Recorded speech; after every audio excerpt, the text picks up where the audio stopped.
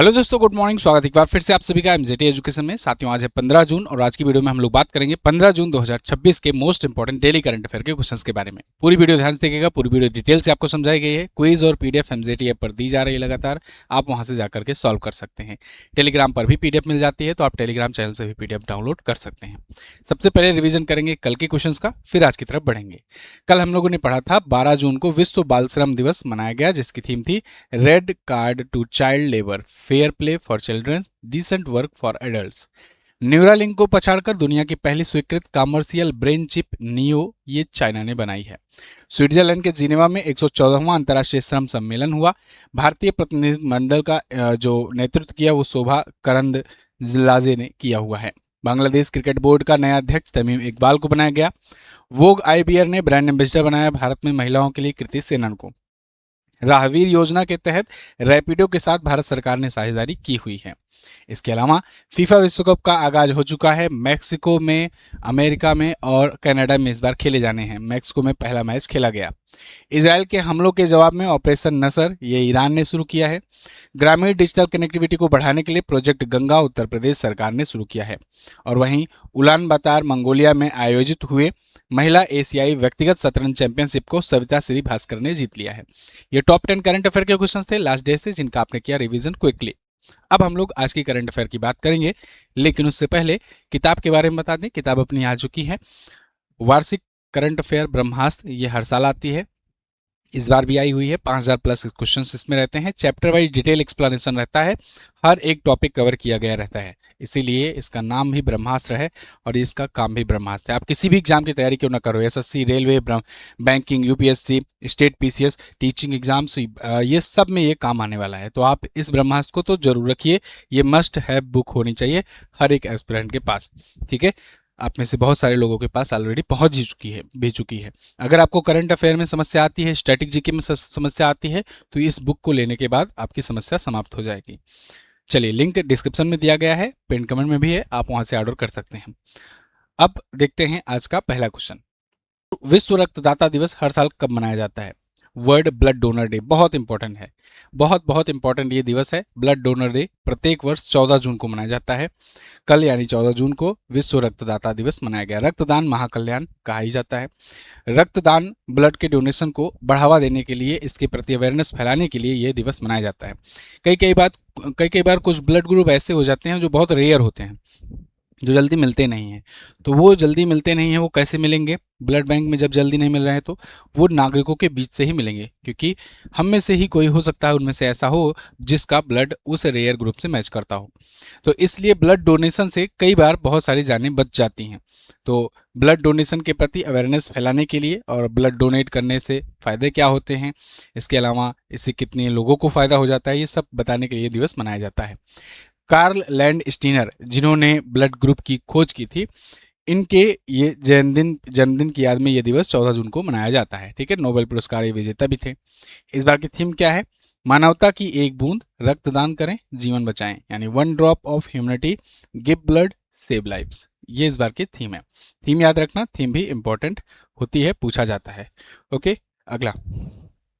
अच्छा, एक यूनिट जो है लगभग 450 ml खून का होता है, ये याद रखना। 3 मरीजों की जान ये बचा सकता है। अब ये कुछ महापुरुषों की जयंती पर महत्वपूर्ण दिवस हैं, इसको मैं आपको हमेशा पीडीएफ में देता हूँ, तो आप ये पीडीएफ से रीडिंग लगा लेना, ठीक है। अगला, हाल ही में जारी ग्लोबल पीस इंडेक्स यानी वैश्विक शांति सूचकांक, बहुत ही इंपॉर्टेंट इंडेक्स है, इसमें भारत की रैंक क्या है? तो वैश्विक शांति सूचकांक आई है और इसमें भारत 127वें नंबर पर आ गया है। 127वें नंबर पर भारत है, ठीक है, ग्लोबल पीस इंडेक्स में। 2025 में 115वें पर था। इस बार 12 पायदान का नुकसान हुआ है, इस बार और नीचे रैंक गिर गई है भारत की, ठीक है। 163 देशों की सूची जारी की गई। कई बार जारीकर्ता के नाम पूछे जाते हैं, तो याद रखना इस बार आईईपी ने इसे जारी किया है। वैश्विक शांति सूचकांक कौन जारी करता है? IEP, institute for economic and peace के द्वारा ये जारी किया जाता है। बहुत इंपॉर्टेंट है, ये पूछा जाएगा आपसे, ठीक है। जारी करता, सीजीएल वगैरह के एग्जाम में जारी करता ज़्यादा पूछा जाता है, इसको कम पूछा जाता है, तो ये ध्यान रखना। आइसलैंड फर्स्ट पर है हमेशा की तरह। आई स्पाइस मैंने आपको याद कराया है ना, आई स्पाइस बचपन में खेलते थे, आई स्पाई। तो आई स्पाइस से आप आइस पीस पीस इंडेक्स में आइसलैंड, ठीक है, ये टॉप पर रहेगा। फनलैंड यानी कि फिनलैंड, तो यानी फन मतलब कि खुशी, हैप्पीनेस इंडेक्स में फिनलैंड रहेगा टॉप पर, ठीक है ना। चलिए, नॉर्वे रहेगा उसमें, मीडिया वाले स्वतंत्रता वाले में। दुनिया का सबसे अशांत देश कौन सा है? सबसे शांत देश तो यहाँ आइसलैंड बताया गया। अशांत देश कौन सा है? तो रूस को बताया गया है दुनिया का सबसे अशांत देश, क्योंकि पिछले 4 सालों से वो युद्ध में भिड़ा हुआ है, ठीक है। यहाँ पर देखिए भारत के और भी जो देश, भारत के पड़ोसी देश हैं उनके आसपास देखिए, नेपाल को 111वां, बांग्लादेश को 117वां स्थान दिया गया है, पाकिस्तान को 152वां स्थान दिया गया है, ठीक। अगला, हाल ही में नई दिल्ली में नीति आयोग की 11वीं शासी परिषद की बैठक की अध्यक्षता किसने की है? नई दिल्ली में 11वीं नीति आयोग की 11वीं शासी परिषद की बैठक, इसकी अध्यक्षता की है किसने? पीएम मोदी ने। पीएम मोदी ने अभी नई दिल्ली में नीति आयोग की, देखो नीति आयोग की जब भी अध्यक्षता करेंगे कोई, तो अध्यक्ष कौन होते हैं? नीति आयोग के बाय डिफॉल्ट अध्यक्ष प्रधानमंत्री होते हैं। तो नीति आयोग के अभी वर्तमान में पीएम मोदी हैं। शुरुआत से जब से नीति आयोग गठित हुआ 1 जनवरी 2015 से, तब से पीएम मोदी ही उसके अध्यक्ष। उपाध्यक्ष बदलते रहते हैं। उपाध्यक्ष अभी वर्तमान में कौन है? अरविंद कुमार लाहिड़ी, ये भी उपाध्यक्ष हैं, ठीक है। तो जब उपाध्यक्ष अभी सुमन केबेरी थे, इससे पहले वो चले गए, तो अब ये लाहिड़ी जी हैं, ये उपाध्यक्षता करेंगे। सीईओ कौन है? बीवीआर सुब्रमण्यम। अभी मैं नीति आयोग के बारे में बताऊंगा, पहले ये इसकी शासी परिषद की बात कर लेते हैं। 11वीं शासी परिषद थी और राष्ट्रपति भवन में हुआ ये नई दिल्ली में आयोजन। विकसित भारत एट 2040 के लिए समावेशी मानव विकास, ये इसकी थीम रखी गई थी। ओके, नीति आयोग का फुल फॉर्म क्या होता है? नीति का मतलब क्या होता है? नीति, नीति मतलब national institution for transforming India. इसकी स्थापना 1 जनवरी को की गई थी 2015 को। योजना आयोग को समाप्त करके इसको बनाया गया था। क्यों बनाया गया था? क्या उद्देश्य था? क्या उद्देश्य था? तो योजना आयोग जो होता था वो पंचवर्षीय थीम पर चलता था। 5-5 वर्षों का एक योजना बनाते थे, उस 5 वर्षों के लिए टारगेट बना करके काम करते थे। नीति आयोग को लॉन्ग टर्म विजन पे रखा गया, ठीक है, दीर्घकालिक ये रखा गया। तो इसको, इसमें ये विजन नहीं, इसमें खास करके 2047 मतलब हम लोग 22-25 साल का एक साथ विजन लेकर के चल रहे हैं कि जब तक विकसित भारत होने का लक्ष्य रखे हैं ना 2047 को, तब तक का लक्ष्य लेकर के इस पर काम कर रहे हैं। तो वो 5-5 सालों का जो था उसको हटा करके ये लॉन्ग टर्म के लिए किया गया। और अध्यक्ष उपाध्यक्ष मैंने आपको बताया ही।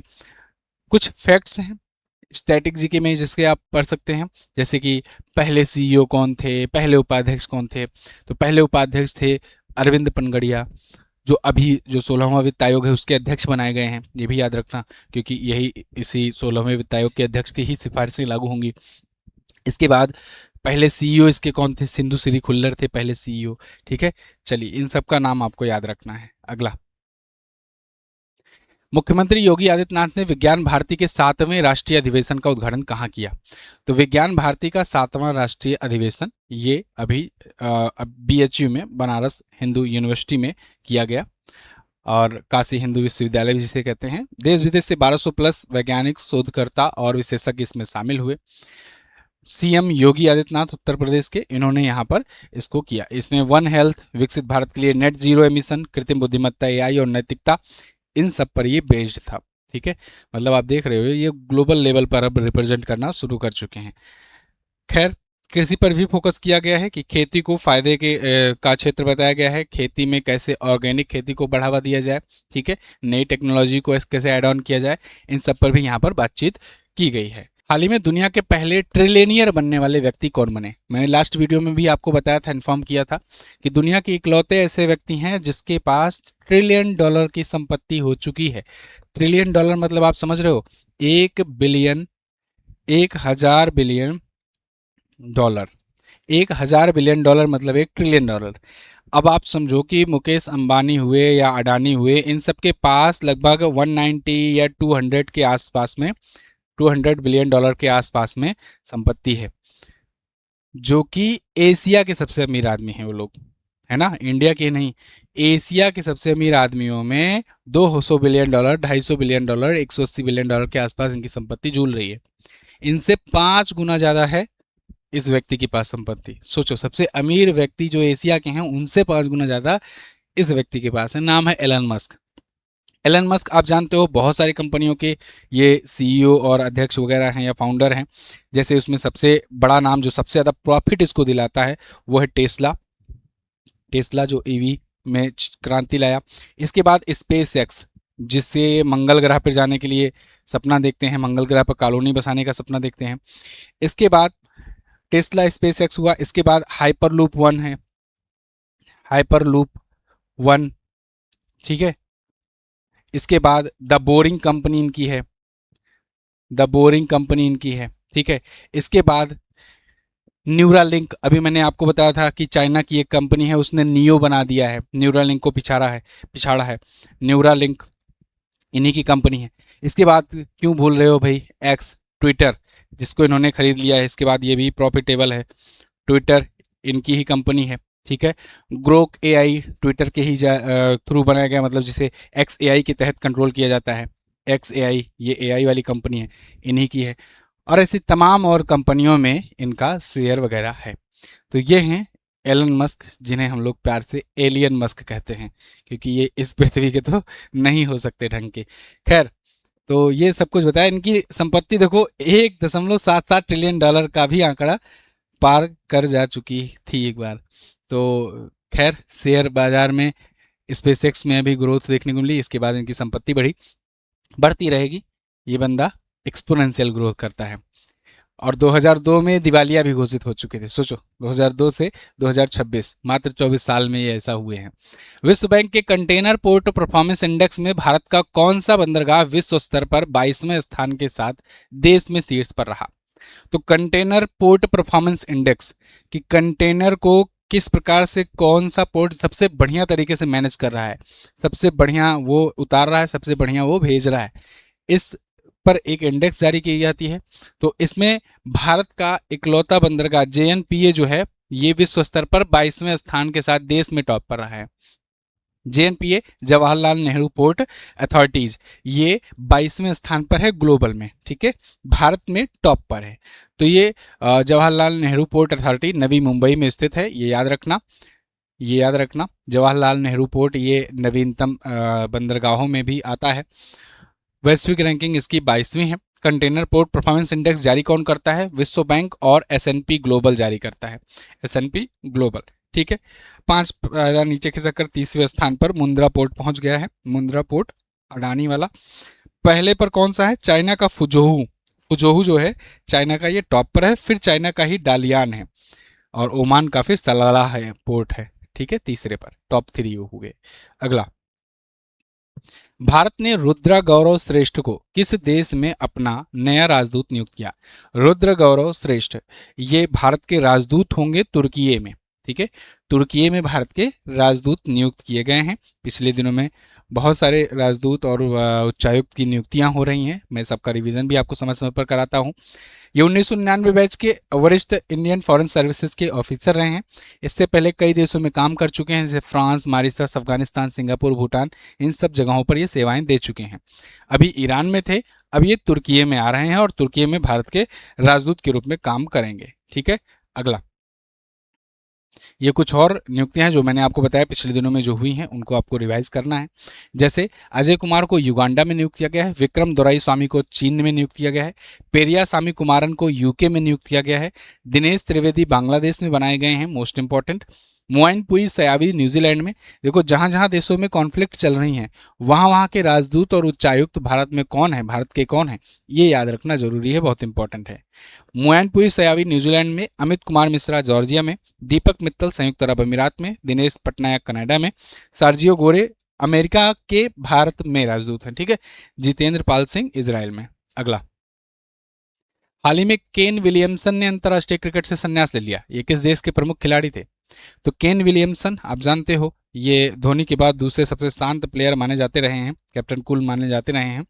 तो न्यूजीलैंड की ये क्रिकेटर और पूर्व कप्तान रहे हैं। इन्होंने इंटरनेशनल क्रिकेट को अलविदा कह दिया है। न्यूजीलैंड के लिए सबसे ज़्यादा रन बनाने का नाम रिकॉर्ड इन्हीं के नाम है, ठीक है। इन्होंने न्यूजीलैंड की टीम को काफ़ी बार फाइनल तक पहुंचाया। न्यूजीलैंड जो ऐसी टीम है जो मतलब अभी तक आप ऐसा नहीं देखोगे कि कोई वर्ल्ड कप लगातार जीत रही है या फिर वर्ल्ड कप में पहुंच रही, फाइनल में पहुंच रही है, ऐसा में इसको गिना जाता है। मतलब पिछलग्गू टीमें हुआ करती थी, लेकिन केन विलियमसन के टाइम पीरियड में न्यूजीलैंड की टीम काफ़ी मजबूत हुई है। काफी मजबूत में आप ऐसा समझो कि वर्ल्ड टेस्ट चैंपियनशिप 2021 वाला जो हुआ था, भारत को हरा करके ये जीत गए, है ना, पहली बार चैंपियन बना। वनडे वर्ल्ड कप 2019 वाला सेमीफाइनल में भारत को इसी ने हराया था, फाइनल जा करके हार गया इंग्लैंड की बेईमानी से, नहीं तो फाइनल भी जीत गया होता।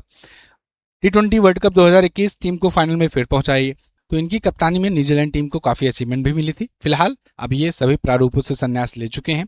इनके अगर करियर पे बात करें तो 110 टेस्ट मैचों में 9,500 रन बनाए इन्होंने, वनडे में 175 मैचों में 7,200 रन और T20 में 93 मैचों में 2,500 run, total 19,000 something run, 19,346 run ये बना चुके हैं न्यूजीलैंड के लिए। अब ये रिटायर हो चुके हैं, ठीक है। विराट कोहली के समकक्ष थे अंडर 19 में। विराट कोहली जब इंडिया टीम के कप्तान थे तो ये इसके कप्तान थे अंडर 19 में न्यूजीलैंड के। विश्व बैंक के अनुसार वित्तीय वर्ष 2026-27 के लिए भारत की अनुमानित आर्थिक वृद्धि दर क्या है? देखिए, विश्व बैंक ने भारत की जीडीपी ग्रोथ रेट का अनुमान बताया है 2026-27 के लिए। इसने अनुमान अपना अपडेट करके 6.6% बताया है। जीडीपी ग्रोथ रेट में बहुत बार समझा चुका हूं, फिर से लेकिन बताता हूं। जीडीपी ग्रोथ रेट में हमेशा याद रखना ये काउंट होता है वित्तीय वर्ष में, कैलेंडर ईयर में नहीं। कैलेंडर ईयर जो 1 जनवरी से शुरू होता है 31 दिसंबर तक, जो आपके कैलेंडर में शो करता है, उसे कैलेंडर ईयर कहते हैं। वित्तीय वर्ष जो जब से बजट लागू होता है वो वित्तीय वर्ष होता है, यानी 1 अप्रैल से लेकर के अगले साल 31 मार्च तक का, वो आपका फाइनेंशियल ईयर है, ठीक है। तो किसी एक फाइनेंशियल ईयर में जितनी भी देश के भीतर जितनी भी सेवाओं का और उत्पादों का उत्पादन होता है उसे जीडीपी कहते हैं, ठीक है ना। सेवाओं प्लस उत्पादों का, कई बार लोग उत्पाद ही समझते हैं लेकिन सेवाएं भी उसमें काउंट होती हैं, सर्विसेज, ठीक है, जैसे बैंक सर्विस हुआ, है ना, कोई सिक्योरिटी सर्विसेज हुआ, जो भी, या सोशल मीडिया से सर्विस हुआ, तो जो भी हुआ सर्विस वो भी काउंट होगा इसमें। तो देश के अंदर एक फाइनेंशियल ईयर में जितनी भी सेवाओं का और उत्पादों का उत्पादन होता है उसे उस देश की जीडीपी कहते हैं, ग्रॉस डोमेस्टिक प्रोडक्ट कहते हैं। इसमें विदेशी कोई आकर के देश में कमा रहा है वो भी काउंट किया जाएगा, देश के अंदर जो भी कमा रहे हैं सब काउंट किए जाएंगे। हाँ, देश वाले अगर विदेश में जाकर काउंट किए जा रहे हैं तो वो इसमें नहीं आएंगे, वो एनएनपीए में आएगा, वो अलग टॉपिक है, वो कभी और समझाऊंगा, इकोनॉमिक क्लास में मैं समझा चुका हूँ। ये जीडीपी हो गया। अब जीडीपी अपने बेस ईयर से किस दर से बढ़ रही है? बेस ईयर आपको याद होगा कि बेस ईयर अपडेट कर दिया गया है ना। बेस ईयर जो है ये अपडेट कर दिया गया है। पहले बेस ईयर 2011-12 हुआ करता था, 2011-12 हुआ करता था, लेकिन अब इसे अपडेट करके 2022-23 कर दिया गया है, ठीक है ना। 2022-23 कर दिया गया है। ये बहुत इंपॉर्टेंट है, याद रखना, ये क्वेश्चन पूछा ही जाएगा क्योंकि अभी रिसेंटली कुछ महीनों पहले अपडेट किया गया। जैसे ही अपडेट किया गया, भारत जो चौथी इकोनॉमी था, तीसरी बनने जा रहा था, खिसक करके छठी इकोनॉमी आ गया। तो भारत आज के टाइम पर छठी सबसे बड़ी इकोनॉमी है। तो बेस ईयर से कितना हम लोग ग्रो किए हैं, जीडीपी कितनी ग्रो की है, बेस ईयर में कितनी जीडीपी थी, अभी कितनी जीडीपी है, किस परसेंट से ग्रो की है, उसे जीडीपी ग्रोथ रेट कहते हैं। यही रेट ये एजेंसियां बताती हैं कि भारत की अनुमानित वृद्धि दर क्या है। तो ये ग्रोथ रेट जो है वो 6.6% है। बात समझ में आई? चलिए, तो ये 6.6% विश्व बैंक का है। विश्व बैंक के बारे में आप जानते ही हो, अजय बंगा इसके अध्यक्ष हैं, वाशिंगटन डीसी में हेडक्वार्टर है, 1944 में इसकी स्थापना हुई थी। अगला, 13वें ब्रिक्स शहरीकरण फोरम का उद्घाटन कहाँ किया गया? विश्व ब्रिक्स शहरीकरण फोरम, ये नई दिल्ली में इसका उद्घाटन किया गया। 13वां ब्रिक्स शहरीकरण फोरम, केंद्रीय आवास और शहरी मामलों के मंत्री मनोहर लाल खट्टर जी ने इसकी अध्यक्षता की, क्योंकि शहरीकरण से संबंधित था तो शहरी और आवास मामलों के मंत्री इसका किए। ब्रिक्स आप जानते हो कि 10 देशों का एक संगठन हो चुका है। पहले तो 5 मेंबर थे, अब इसमें 10 मेंबर हो चुके हैं। 10वां मेंबर पूछा जाएगा, इंडोनेशिया बताना बहुत इंपॉर्टेंट है, ये आपसे पूछा ही जाएगा। 2025 में शामिल हुआ इंडोनेशिया, ठीक है। इससे पहले 4 देश शामिल हुए थे, जिसमें यूएई, ईरान, इथियोपिया और एक देश था, कौन सा? यूएई, ईरान, इथियोपिया, इंडोनेशिया, ये 4 हो गए। एक और देश इसमें शामिल हुआ है, अभी ये नाम नहीं याद रहा है। तो ये 4 देश हुए। और बाकी ब्रिक्स में बाकी जो फाउंडिंग मेंबर में ब्राजील, रसिया, इंडिया, चाइना और साउथ अफ्रीका तो है, ठीक है। तो ये कुल मिलाकर के 10 देश इसमें ब्रिक्स में हैं। और इसमें ब्रिक्स शहरीकरण फोरम ये आयोजन किया गया सुषमा स्वराज भवन, नई दिल्ली में। क्लियर है? याद रहेगा। इसकी थीम है cities for people, BRICS cooperation for inclusive and resilient urban features. आपको एग्जाम ओरिएंटेड कंटेंट देने के लिए यहाँ पर इस प्रकार का कंटेंट दिया जाता है, ठीक है। लेकिन मैं कोशिश कर रहा हूँ, सोच रहा हूँ कि आप लोग के लिए कोई प्रीवियस ईयर का सेट उठा करके उसका प्रैक्टिस कराया जाए, जिससे आपको अंदाज़ा लग सके कि किस प्रकार से क्वेश्चंस पूछे जाते हैं एग्जाम्स में। ये तो क्वेश्चंस जो हम लोग बनाते हैं वो आ रहा है, लेकिन एग्जाम में कैसे पूछे जा रहे हैं उसको भी दिखाना जरूरी है। तो चलिए कुछ करते हैं इसके लिए। आप तब तक वीडियो को लाइक, शेयर और चैनल को सब्सक्राइब करके रखिए, बहुत कुछ आने वाली है। अच्छा, आप कमेंट करके बताइए कि जैसे आज मैंने ये वीडियो मेन वाले चैनल पर डाली है, क्या इसको आगे से भी मेन वाले चैनल पर डाला जाए? कमेंट करके जरूर बताना। और इस किताब को जाकर के जरूर परचेज कीजिए, ब्रह्मास्त्र करंट अफेयर को। टेलीग्राम पर इसकी पीडीएफ मिलेगी। कल मैंने पूछा था भव्य योजना के तहत औद्योगिक पार्कों के विकास के लिए कुल कितना बजट स्वीकृत किया गया है? तो 33,660 करोड़। वित्त वर्ष के लिए अनुभवी किस व्यक्ति को भारतीय विद्या भवन का नया उपाध्यक्ष नियुक्त किया गया है? तो दीपक पारेख को नियुक्त किया गया है। इसके अलावा भारतीय संविधान का कौन सा अनुच्छेद 14 वर्ष से कम उम्र के बच्चों के लिए कारखानों, खदानों और खातना कामों पर पूर्णतः प्रतिबंध लगाता है? ये आपको आज बताना है। भारत में बाल श्रम निषेध नियमन अधिनियम किस वर्ष पारित किया गया था? दोनों क्वेश्चंस के बारे में जो भी पता हो डिटेल से जरूर आंसर करना। थैंक यू सो मच यहाँ तक वीडियो देखने के लिए। मैं मिलूंगा आपसे अगली वीडियो में, तब तक के लिए नमस्कार, जय हिंद, वंदे मातरम।